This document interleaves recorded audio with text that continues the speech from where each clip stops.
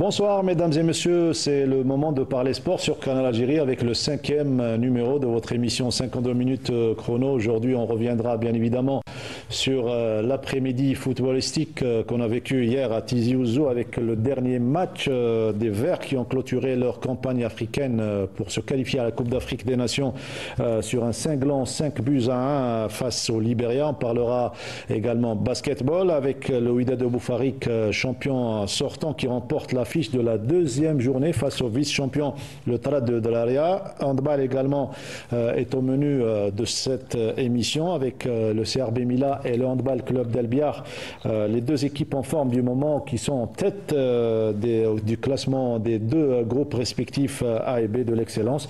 Et puis le thème principal, un art martial, à savoir le Yusei Budo. J'y arrive, voilà, puisque l'Algérie a organisé il y a de cela une dizaine de jours le championnat du monde au complexe Miloud Hadfi d'Oran qui s'est soldé par une nette domination algérienne avec 15 médailles d'or au total devant la Tunisie, 14 médailles d'or et l'équipe et la sélection française avec 3 médailles d'or uniquement. Pour en parler, nous avons le plaisir de recevoir, et pour la première fois sur un plateau de la télévision algérienne, la championne du monde de cette spécialité. Il s'agit de Iman Rania Ali Touder, qui nous fait le plaisir d'être parmi nous. Mademoiselle, bonsoir et bienvenue, surtout félicitations pour cette belle consécration à cette belle médaille. Merci beaucoup, c'est un honneur pour moi. Marhaba bik. Voilà, le décor est planté. Je vous présente l'équipe de 52 chrono, à savoir notre consultant Badaldin Belhadjouja. Badro, bonsoir. Bonsoir Mokhtar, bonsoir Sid Ahmed. Je me sens en sécurité voilà, avec à côté d'une championne du monde, donc je suis serein, je suis tranquille. Voilà, vous êtes en sécurité jusqu'à 19h, pas plus. Sid Ahmed, bonsoir. Et bonsoir à tous, toujours ravi d'être sur 52 chrono.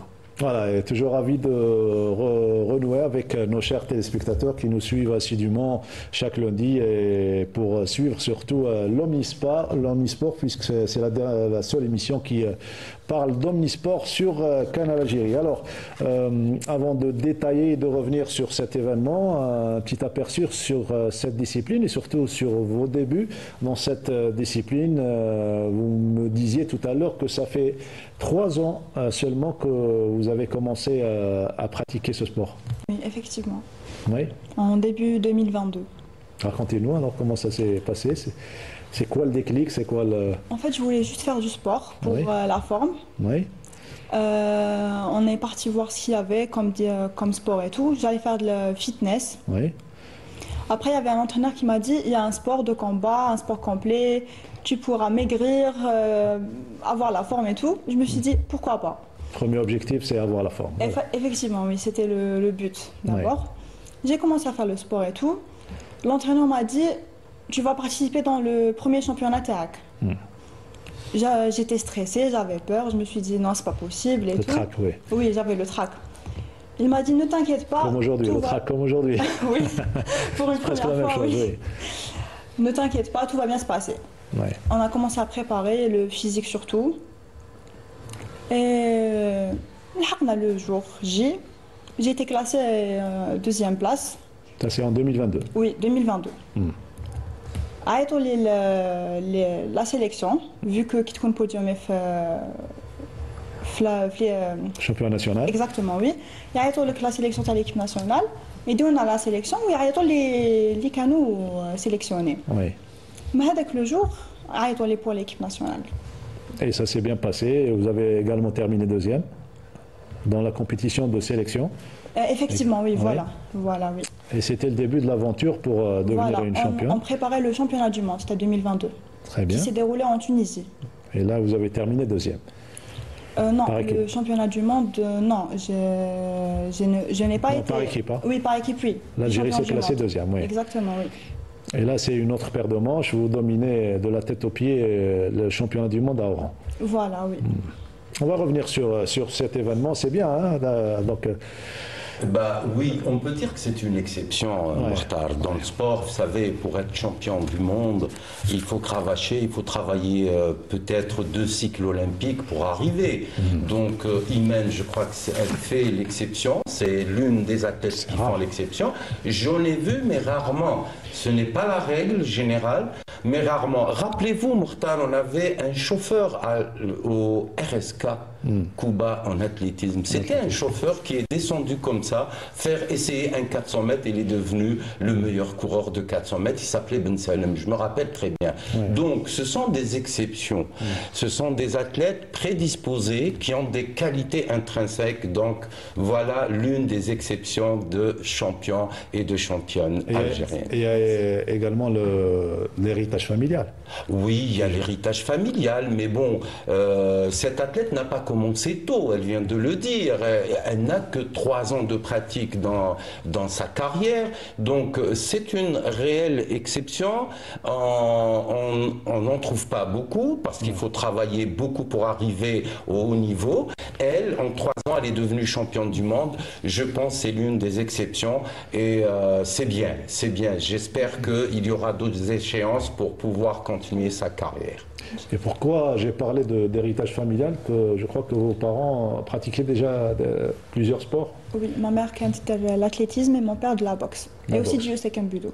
Finalement, vous avez choisi le sport de votre papa. Exactement, oui. Vous restez avec nous, connaissez le principe de 52 chronos, c'est de parler de tous les sports, notamment l'omnisport. On va commencer par un sport qui s'est déroulé dans votre région. Donc vous êtes de la région de la Kabylie, bien évidemment. Vous êtes de Tizi Ouzou, donc la grande Kabylie. Certainement, vous avez vu hier l'ambiance qui régnait au stade de Tizi Ouzou, le nouveau stade.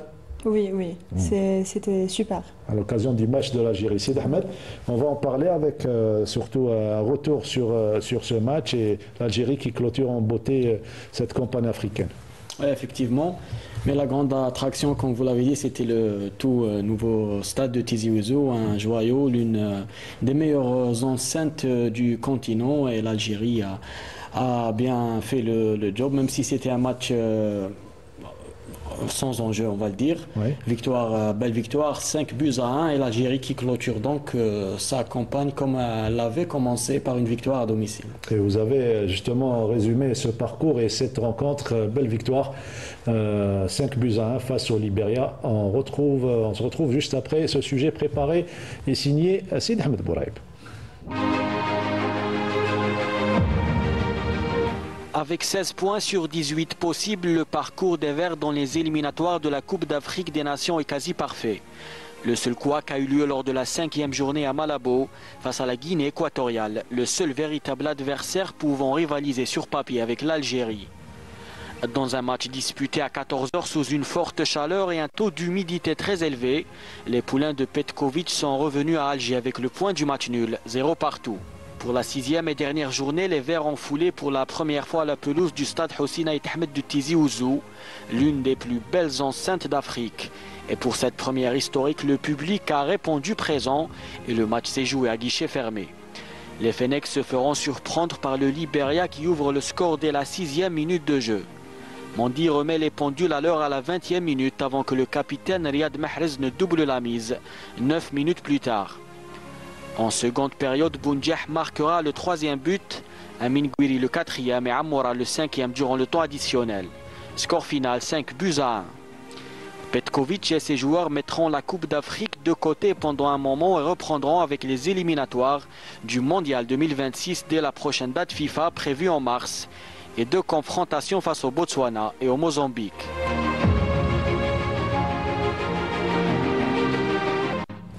Voilà, en attendant le mois de mars, c'est le moment de faire le bilan de cette campagne d'Abdelmadjid Belhadjouja, pratiquement un sans faute, mis à part ce 0-0 de jeudi dernier. Donc une belle prestation et un retour surtout à la normale après Une période de doute qui s'était installée donc, au sein de l'équipe nationale. Oui, enfin, mais il ne faudrait pas se leurrer par rapport au score. Hein. 5-1, c'est vrai qu'il y a eu des buts, etc. Mais il y a une petite inquiétude quand ils vont y aller pour cette Coupe d'Afrique, parce qu'il n'y a pas assez de cohésion. Je pense qu'il y a eu quand même des erreurs au niveau de la défense, hein, qui était souvent à 3, surtout dans l'axe, il y a eu des erreurs, et il n'y a pas assez de cohésion et de transition entre le milieu et l'attaque. En deuxième mi-temps, ça a marché mieux. Bien sûr, avec l'entrée de Amoura, ça a fait bouger quand même et ça a déstabilisé l'équipe adverse qui, il faudrait reconnaître, pour ne pas se tromper, c'était une équipe quand même faible, je dirais, sans hésiter, je dirais que c'était une équipe faible. Moi, je m'inquiète un peu pour la cohésion et le 11 qu'il faudrait retrouver très vite avant les échéances prochaines, un 11 pour stabiliser un peu le jeu algérien. Petkovic travaille dans ce sens, bien évidemment, c'est pour retrouver le 11 performant qui pourra rivaliser avec les grandes nations africaines, notamment dans la Coupe d'Afrique et dans la campagne pour la qualification au prochain mondial. Mais le fait marquant hier, vous l'avez signalé, c'est bien de revenir sur ça, c'est cette fête qui est joyeuse qu'il y avait, toutes les fêtes sont joyeuses, bien évidemment, cette fête qu'il y avait dans le stade et dans toute la ville de Tizi Ouzou à l'occasion de ce match.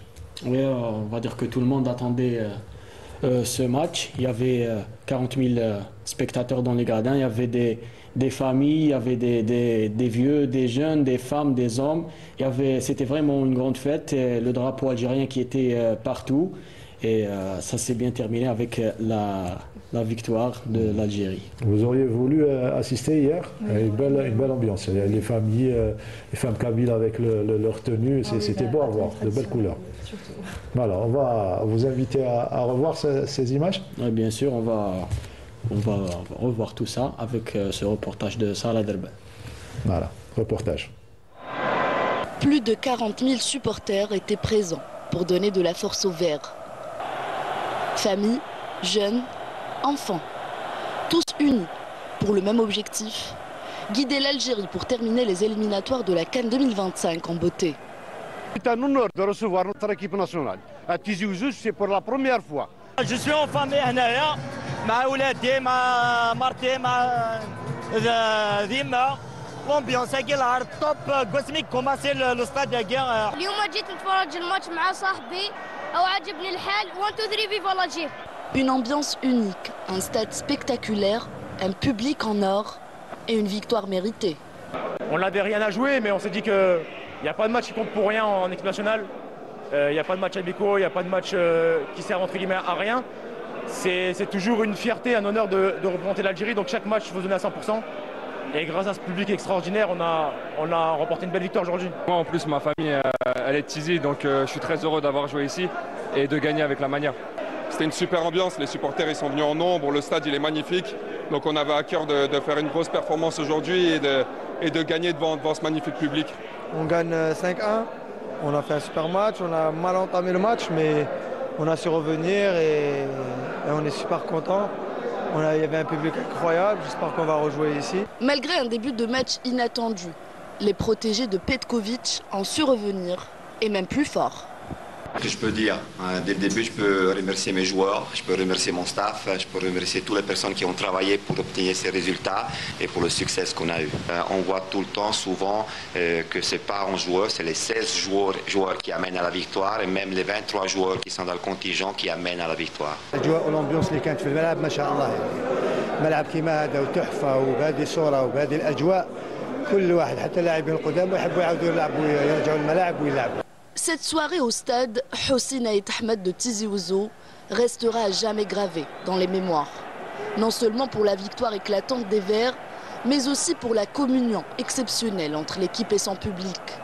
Ce match ne sera pas seulement un souvenir, mais un symbole de fierté et d'espoir pour les générations futures. Ouais, c'est le moins qu'on puisse dire, comme l'a dit Sarah Darbal, une première bien réussie dans ce stade.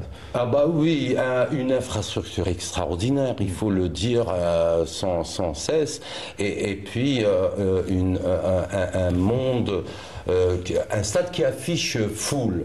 Et puis la palme revient à cette population de Tizi Ouzou qui en fait la fête. Donc on voudrait bien voir cette fête se propager, oui, dans le respect.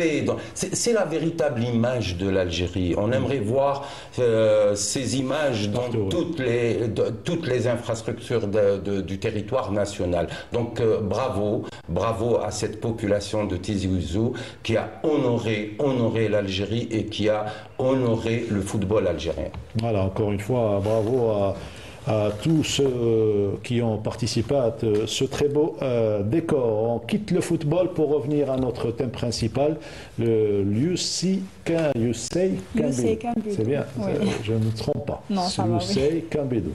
Voilà, c'est un art martial et l'Algérie excelle dans ce sport et elle est tout simplement championne du monde par équipe depuis une dizaine de jours. C'était au complexe Miloud Hadfi d'Oran. On va revoir surtout les images et vous allez nous décrire, nous parler encore plus de cet événement. Durant 3 journées, ça a été pratiquement la fête de la discipline? Oui, du 1er au 4 novembre. 1er au 4 novembre, on va voir vos images, vos belles images et vos photos que vous nous avez ramenées. Oui. C'était un moment inoubliable pratiquement avec tous les... Inoubliable, avec l'équipe, avec les entraîneurs. On va revoir donc les images que vous allez commenter avec du son s'il vous plaît.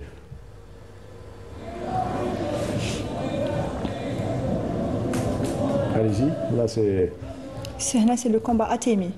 Très bien. Oui. L'Atemi fait coup de poing, coup de pied, projection et sol. C'est comme du MMA. Ah, ok. Voilà. Sauf qu'il y a des règles qui protègent.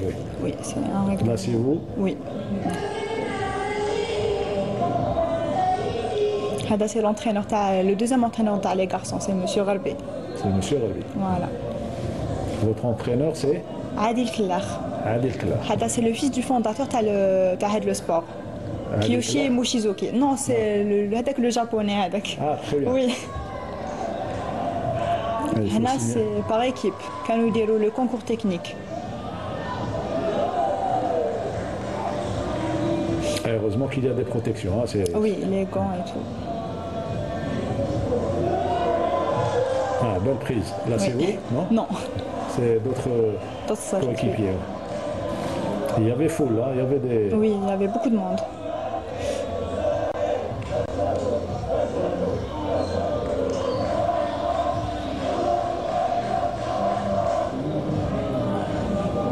Ça, c'est la coupe par équipe? Oui. C'est le moment à la victoire qu'elle perd dans la coupe.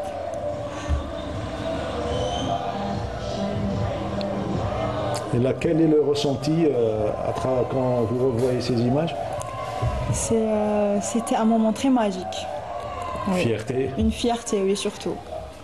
Qui te un pays organisateur où nous la Coupe du Monde, ça compte. L'objectif, oui. Surtout la période du 1er au 4 novembre, bien sûr, on a oublié que le 1er novembre, c'est une date assez... très importante. Oui, importante pour le déclenchement de la Révolution. Exactement, oui. Là, vous offrez au pays, rares sont les disciplines qui nous ramènent des titres mondiaux, Bdardé. Bah justement, moi, c'est un appel aux autorités d'arrêter, de mettre en parenthèse et dire que ce sont des disciplines mineures en Algérie. Ce sont des disciplines qui nous ont toujours honorés, qui nous ont donné à travers le temps, qui ont démontré aussi qu'il y a des capacités. Écoutez, elle vient de débuter, elle est en début de carrière, elle est championne du monde. Toutes mes félicitations d'un côté. D'un autre côté, tout à l'heure, ce qui a attiré mon attention, c'est qu'elle a été dénichée par un entraîneur dans une salle de forme physique. Et là, on voit les gestes, etc. de ce sport qui n'est pas connu par toute la population algérienne. Il se base beaucoup plus sur le physique. Et c'est pour cela qu'elle a gravité un peu les étapes grimper les échelons. On va dire en parenthèse, elle a brûlé certaines étapes, c'est parce qu'elle avait des prédispositions physiques. Et c'est merveilleux, c'est merveilleux. On a une championne du monde, il faudrait avoir de l'attention, il faudrait que les autorités aient de l'attention pour ces disciplines que nous ne connaissons pas assez. Et grâce à l'émission et grâce à la télévision, on est en train de découvrir ce sport. Ça a été difficile pour vous les débuts? Oui, bien sûr. C'est toujours difficile les débuts, un sport, que ce soit dans les domaines. Oui. Mais avec le soutien de ta maman et papa et les entraîneurs, tout s'est bien passé. C'est d'autant plus difficile que vous êtes étudiante. Donc, oui, surtout. Et aussi, je travaille en parallèle. Oui. Étudiante en droit, il faut le rappeler. C'est bien. La tête sur les épaules et la réussite dans les deux domaines. Oui, c'est une grande réussite. C'est rare de trouver des sportifs de haut niveau qui réussissent dans les deux domaines, c'est-à-dire les études et le sport à haut niveau. Rappelons-le, le lycée sportif était dans ce sens normalement à démarrer il y a quelques années, dans ce sens pour que les jeunes réussissent dans les deux domaines. Bon, entre guillemets, moi je dirais c'est un avis personnel. Pour le moment, c'est un échec pour le lycée sportif parce qu'on n'a pas vu quand même, il y a 3 cycles olympiques qui sont passés et on n'a pas vu émerger de ce lycée sportif des champions. Par contre, elle suit des études en dehors du sport, c'est-à-dire elle fait du droit, elle réussit. Le droit, on sait que c'est pas facile, ce sont des études où il faut cravacher, il faut travailler, avaler des règles, avaler des lois, avaler des...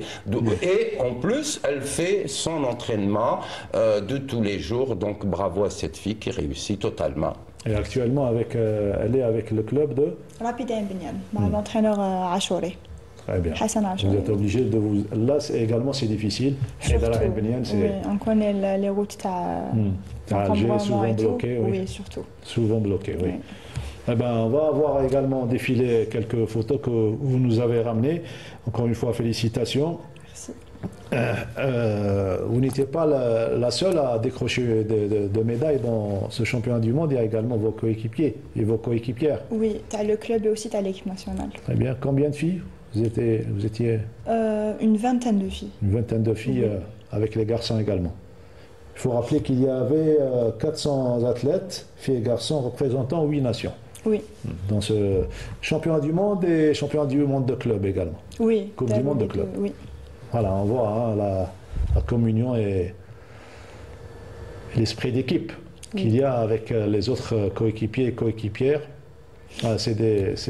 Généralement, c'est des images, c'est des photos qui restent dans la mémoire. Surtout une dizaine, une vingtaine d'années après, vous allez vous dire j'ai eu ces consécrations. Et bien, encore une fois, félicitations et merci d'avoir accepté notre invitation. Vous restez avec nous, on va parler du handball. Vous aimez le handball? Pas vraiment. C'est un sport de contact également. Oui. C'est un sport difficile avec Sid Ahmed Bouraïb, 5e journée d'excellence. Qu'est-ce qui a marqué cette journée chez les messieurs? Eh bien, il y a eu ce match entre le Mouloudia de Saïda et le CRB Mila. Oui. Pour le compte du groupe A, ça s'est joué samedi. Et victoire du CRB Mila. Et je vous propose de voir ce résumé de Riyad Belkhati.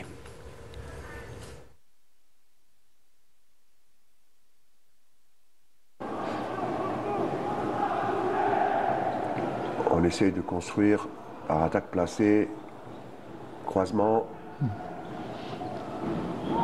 Oh, superbe ce tir à la hanche. Difficile hein, de les prévoir pour un gardien, Hachmi. C'est vrai, parce qu'il est caché. Et voilà l'ouverture du score de Saïda.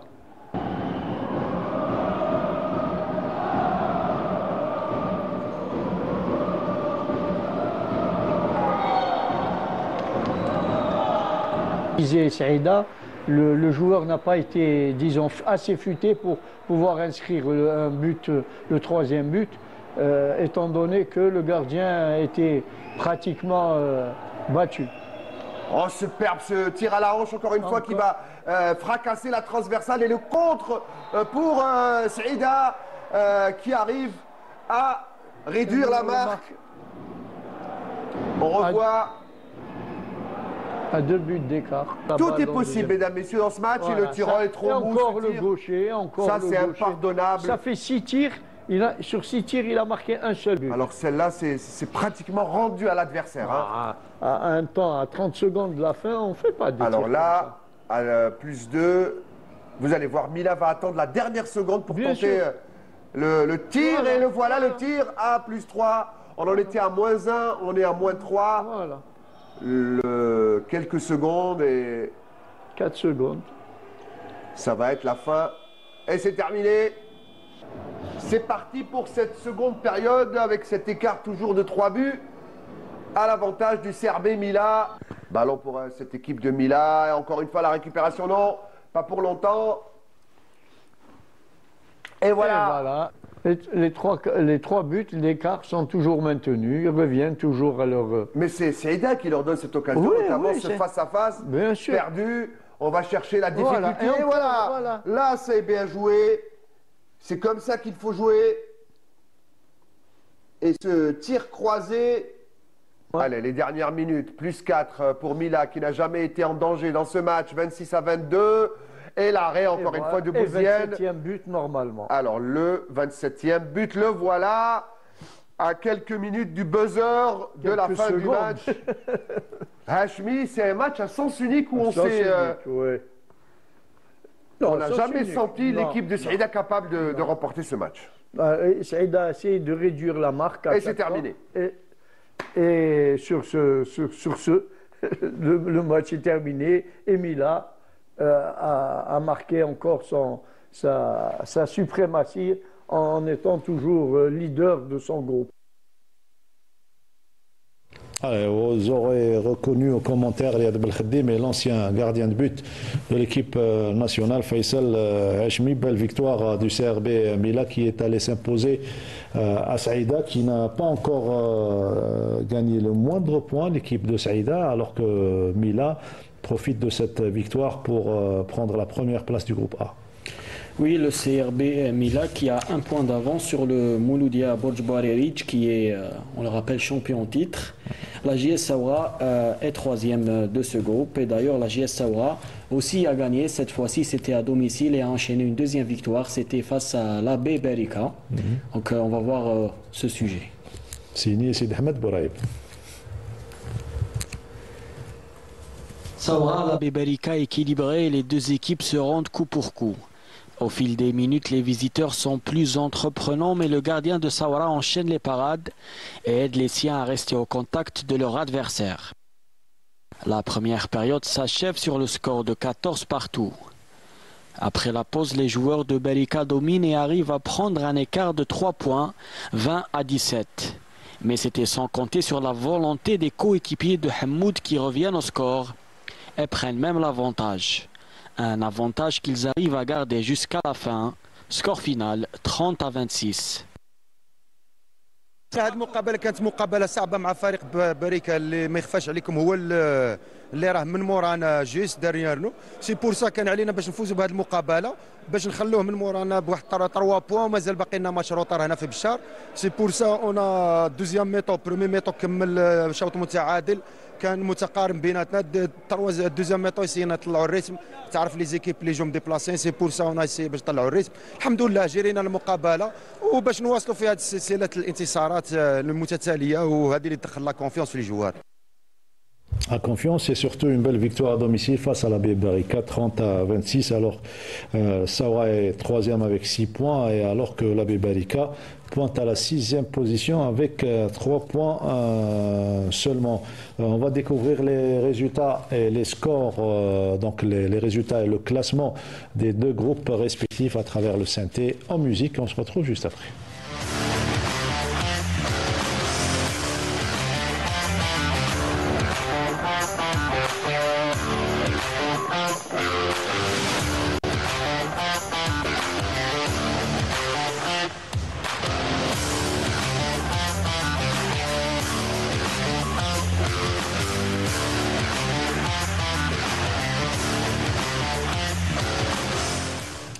On remercie notre infographe Selim pour les efforts. On revient à notre invité aujourd'hui.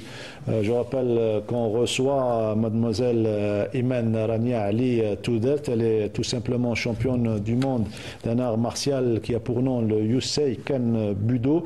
Elle nous a fait le plaisir d'être parmi nous. Elle nous a expliqué comment elle a eu cette médaille, l'aventure avec cette discipline depuis le commencement. Ça fait uniquement 3 ans qu'elle pratique ce sport. Maintenant, c'est fait, vous êtes champion du monde. Il va falloir rester dans le haut de la hiérarchie, sinon faire mieux plus tard.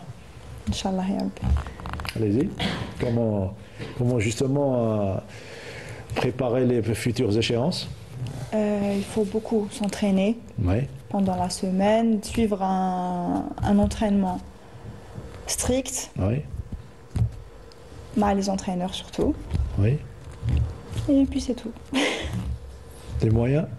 Ah oui, les moyens, il faut en parler. Surtout les stages à l'équipe nationale. Les moyens, mais je suis vraiment pas très bien financés. Par exemple, les derniers stages pour la préparation du championnat du monde, on a été pris en charge par les DJS, mais chez le ministère. Le Ouchataouna n'a pas suffi pour préparer le mondial. Exactement, pour préparer le mondial. Donc on a été accueillis par la DJS à Bouera et Ombouaré. Et enfin le dernier stage, on a un mini-stage, le village olympique à Oran. Donc selon vous, vous arrivez à obtenir des titres mondiaux, mais en parallèle, vous n'avez pas l'intérêt ou la prise en charge que vous méritez. Malheureusement, oui, parce que la préparation, c'est le maclette à les athlètes, le matériel surtout technique, le ma'ouhdou déjà. Bah oui. Un élément important. Un bi quotidien plus l'entraînement t'as. Donc deux fois par jour, vous vous entraînez. Plus le réveil musculaire. Le réveil musculaire, oui. On était en train de défendre plusieurs disciplines, notamment les disciplines olympiques. Là, on se trouve face à une situation, donc un art martial qui n'est pas olympique, mais qui mérite l'intérêt qu'il faut. Ça mérite de l'intérêt, surtout de la part des structures. On a bien entendu notre championne dire que ce sont les directeurs de la jeunesse et des sports qui ont aidé pour les regroupements des équipes nationales. Moi, je trouve que ça, c'est aberrant. Il faudrait qu'au niveau de la fédération, qu'on transmette un programme bien détaillé, au moins sur 2 ans, pour ces jeunes, pour pouvoir s'améliorer, pour pouvoir avancer. Donc, je m'étonne. Et puis, j'apprends de sa bouche que elle ne demande que de simples moyens. Elle n'a pas dit de gros moyens, mais elle nous a dit de l'eau. Vous voyez des choses d'eau, justement, quand elle parle de l'eau, c'est important parce qu'on est en train de parler d'hydrater le corps après l'effort. Oui, mais ça devrait être la chose la plus dérisoire. C'est-à-dire, il faudrait que ces athlètes passent à autre chose parce que je suis certain qu'elle est consciente, pour pouvoir rester à ce niveau, il va falloir travailler parce que c'est dur d'arriver à son niveau, mais maintenir son niveau pour être encore une fois championne du monde et maintenir ce titre par équipe qu'ils l'ont bien mérité, il faudrait travailler plus, il faudrait avoir d'autres moyens. Donc il ne faudrait pas minimiser ces fédérations, il faudrait que les structures, cette structure fédérale et à la tête son président demande plus de moyens. Ils méritent, ils ont honoré l'Algérie quand même. Donc c'est sans, si vous voulez, c'est sans de dire que ce sont des disciplines mineures. Il faudrait les classifier, il faudrait leur donner de l'importance pour que ces jeunes s'épanouissent. Et j'en suis sûr qu'il y a beaucoup d'Algériens et d'Algériennes qui sont prédisposés à la pratique de ce sport. La nature de l'Algérie. Effectivement, l'Algérie, il est fait pour ça. Et il ne faudrait pas se leurrer aussi. En général, ceux qui font les arts martiaux, ce sont des athlètes très sages. Parce que parfois, nos téléspectateurs pensent que ce sont des gens qui vont se bagarrer un peu partout. Eh ben non, ce sont des gens sages, ce sont des gens très sereins, qui travaillent beaucoup le mental. Le mental est très important. La concentration avant le combat, effectivement, la concentration avant le combat, elle dépasse la concentration dans d'autres sports. Donc, voyez-vous, donc il faudrait accompagner ces jeunes pour que les athlètes s'épanouissent et pour drainer aussi d'autres jeunes à la pratique de ces disciplines. Votre vie a changé depuis que vous avez commencé à pratiquer ce sport? Oui, bien sûr. C'est un sport positif. Oui, en positif, bien sûr. Oui. C'est un sport qui nous rend plus calmes, qui nous fait travailler le mental, comme il a dit. Voilà, oui. Et depuis, vous êtes plus sage qu'avant, on peut dire ça? Oui, plus ça calme, va. Oui, plus calme, oui. Ça vous aide même dans votre vie personnelle, quotidienne? Personnelle et tout, oui. Professionnelle, quotidienne. C'est une école de vie, ce sport. Exactement, oui. Voilà, donc l'importance de ce sport par rapport à l'impact sur la jeunesse, puisqu'on a 70% de jeunes, c'est un atout important. Donc l'impact sur le psychique des jeunes, c'est important. Sur le psychique et pour surtout sauver une catégorie de jeunes, de ne pas errer dans les rues. Fléaux. Oui, effectivement. Et puis ça forme et ça forge l'homme de demain. Ce sont des disciplines qui aident à faire évoluer la société aussi, apaiser un peu les esprits, etc., pour effacer un peu l'image que nous voyons dans les rues tout le temps. Ce sont des jeunes qui ont la tête sur les épaules, ce sont des gens qui sont sages, qui peuvent donner des valeurs, qui peuvent revenir aux véritables valeurs de la société algérienne. Donc c'est un peu de l'éducation sociale. Vous n'êtes pas en train de parler là du premier objectif de la pratique sportive et de l'éducation physique, avant de penser à la compétition? Écoutez, dans n'importe quel sport, vous savez, vous avez trois aspects. Le sport fait développer trois aspects. Il y a un aspect cognitif de la connaissance, il y a un aspect psychomoteur, donc ce corps il va évoluer et graduer, glaner des étapes, etc. Donc le corps il va s'épanouir. Le moral il va avoir, ou l'esprit il va avoir des connaissances, mais aussi le socio-affectif. Le sport fait travailler le socio-affectif. Ce sont les valeurs, c'est l'esprit de l'entraide, c'est l'esprit... Ce sont des valeurs qui vont être gravées dans la tête de l'athlète et il va aussi travailler avec dans la vie courante. Donc c'est ça le sport. Si on ne le prend pas avec ces trois aspects, on ne peut pas, si vous voulez, construire une nation avec le sport. Il y a de petits pays, Mokhtar, qui ont formé des nations, qui ont fait évoluer des nations qu'à travers la pratique sportive. Voilà, donc vous me disiez tout à l'heure que c'est grâce à votre maman que vous avez découvert ce sport? Oui. Donc comment elle vous a vendu la chose? Comment elle vous a dirigé vers le sport? Comme je l'ai dit tout à l'heure, je voulais faire le sport que pour la forme. Oui. Quand l'entraîneur il lui a expliqué le concept du sport, elle m'a dit pourquoi pas, tu peux le faire. Et je me suis lancée dans ce sport. Et vous avez l'habitude d'entendre et d'écouter tout ce que dit votre maman? Bien sûr. Certainement, il y a une bonne relation avec les parents. Bien sûr, alhamdoulilah. Et c'est important. C'est très important pour ce sport. C'est la clé de la réussite. Il y a votre sœur qui est avec vous également, elle a déjà pratiqué ce sport? Oui, elle est aussi championne d'Algérie. Très bien. Voilà, c'est une histoire de famille, le Youssei Kambudo. Voilà, donc ça va certainement vous donner envie d'aller pratiquer ce sport et d'engager, pourquoi pas, vos enfants dans cette discipline, un art martial qui a pour nom le Youssei Kambudo. On revient au sport collectif pour parler cette fois-ci de basketball, puisqu'on est déjà à la deuxième journée avant de découvrir les résultats et les faits marquants.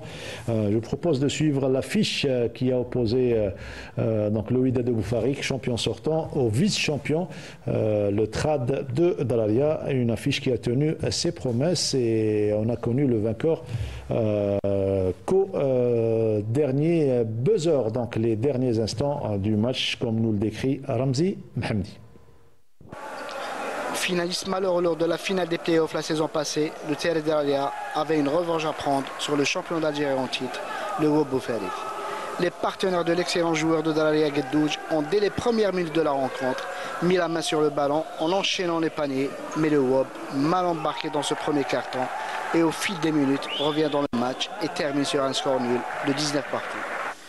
Dans le second carton, pressés à chaque shoot par l'équipe de Dalalia, les Boufarikois n'arrivent pas à asseoir leur jeu malgré les consignes du coach Mehnaoui Samin. Et c'est en toute logique que les visiteurs prennent le dessus, 35 à 28. Au troisième carton, les partenaires du capitaine Al-Chesh passent à la première et reprennent un avantage minime, 46 à 43, qui leur permet de mener au score pour la première fois de la rencontre. Au dernier carton et dans une salle chauffée à blanc par les nombreux fidèles supporters du Wydad, le jeu se durcit et les réclamations de Sofiane Boulahia à l'encontre de l'arbitrage n'y feront rien. Le WOB l'emporte sur un score certes serré de 62 à 57, mais une seconde victoire de suite qui permet aux champions d'Algérie de prendre déjà un ascendant psychologique sur ses poursuivants après 2 journées seulement de championnat.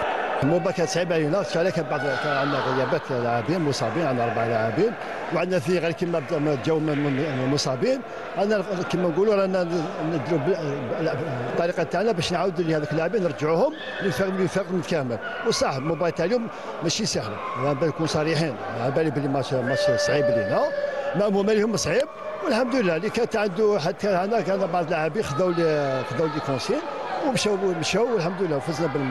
Effectivement, déçu du résultat final avec cette amère défaite, mais en même temps, je suis content du rendement de notre jeune équipe devant une grande équipe de Boufarik pleine d'expérience.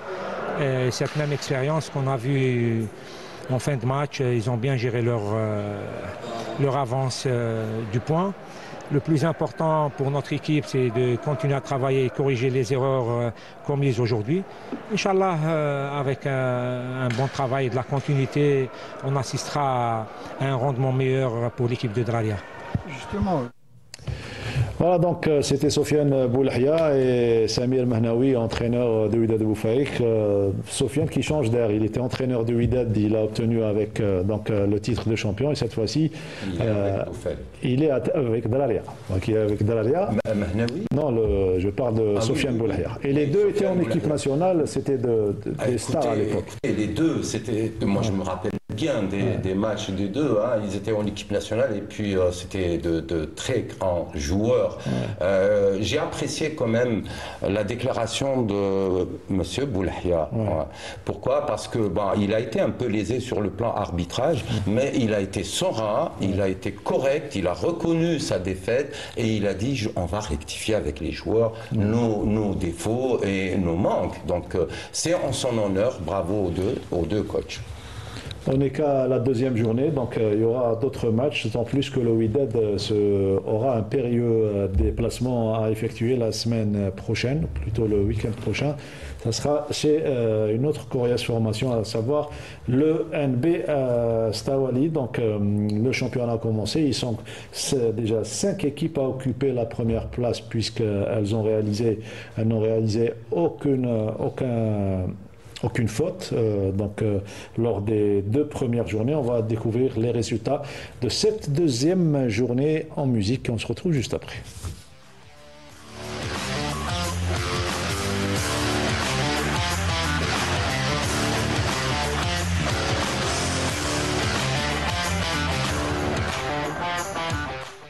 La pratique féminine qui débute la semaine prochaine, donc le week-end prochain. Le championnat qui a été reporté d'une semaine débutera le week-end prochain. Il y a eu également du volleyball sans image cette fois-ci. Je vous donne les résultats de la première journée pour les messieurs. Le Stade Gent qui a battu le Fainazel 3-7 à 0. Victoire 3-7 à 1 de l'Olympique El Milia devant l'Olympique Ain Mlila. Victoire également 3-7 à 0 de l'Étoile Sétifienne face au NR Bourgeois, donc le derby des Hauts Plateaux. Le SL Ulma, MBB Jaya et GS Oulad Udouane face à Castel Tnit L'Abed, 2 matchs qui ont été reportés en première position. Donc 3 formations, le Stade Jnent, l'Étoile Sétifienne et l'Olympique Emilia au bas du tableau. 4 formations, le SL Ulma, MBB Jaya, Oulad Udouane et Castel Tnit L'Had. Ça c'était pour le groupe centre-est. Pour le groupe centre-ouest, le Pokchlef s'est imposé devant le GSB Ighram 3-7-0, forfait donc, de l'équipe d'Ighram qui ne s'est pas déplacée. Victoire du Wydad de Tlemcen 3-7-0 devant le CS Nadrouma. Même score entre le Moudia d'Alger qui a dominé le Sbatiwa 3-7-0. La Sveblida, l'Olympique Al-Qsal, la rencontre a été reportée et Messelmoun qui a battu Msila 3-7-0, le Wydad de Tlemcen, le Moudia d'Alger, le Pokchlef et Messelmoun qui occupent toutes les 4, donc la première place avec 3 points au classement, et la Sveblida et l'Olympique Al-Qsal occupent la 9e et la 10e place respectivement. C'est parti pour les 3 sports collectifs en attendant. Donc ça va certainement monter en puissance pour atteindre le niveau optimal. Oui, je voulais justement intervenir sur un point.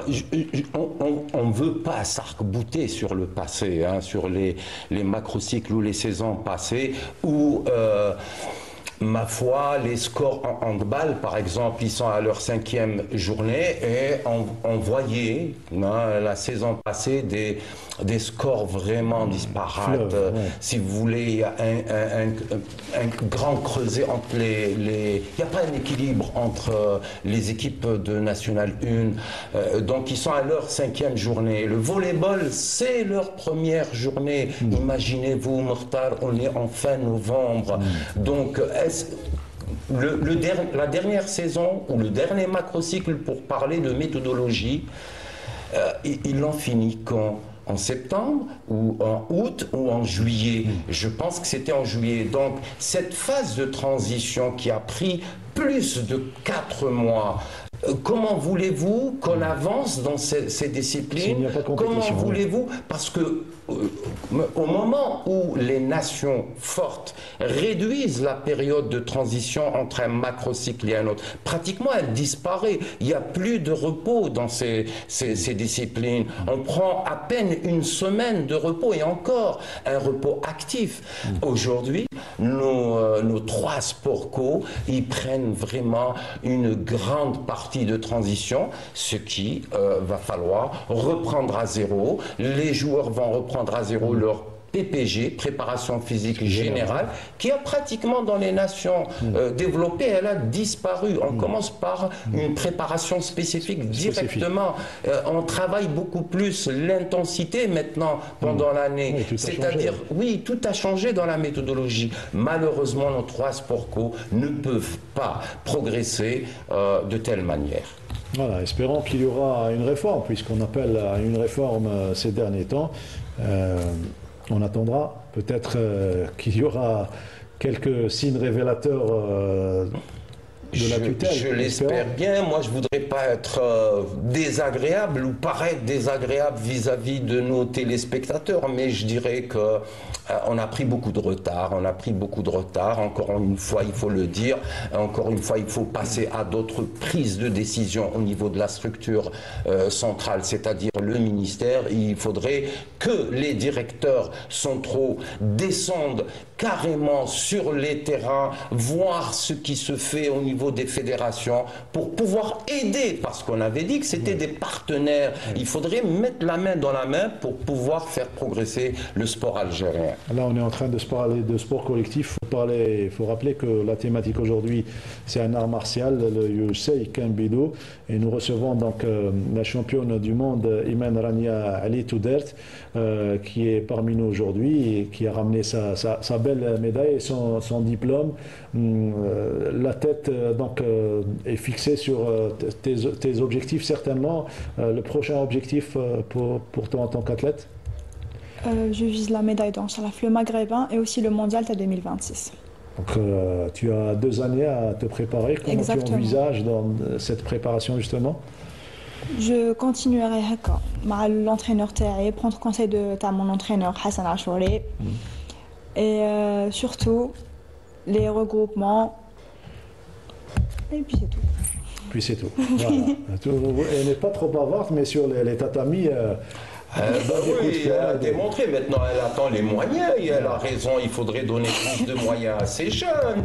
Et puis, normalement, sa fédération, elle a ciblé non seulement cette grande championne, mais d'autres adeptes, d'autres jeunes qui peuvent nous ramener. Donc, il faudrait mettre les moyens à la disposition de ces jeunes pour pouvoir se préparer, comme elle l'a si bien dit, pour 2026. Et ce qui est bien, c'est qu'elle est dirigeante en même temps. Elle est présidente du club, oui. Du club de Rapid Mbnian, oui. Voilà.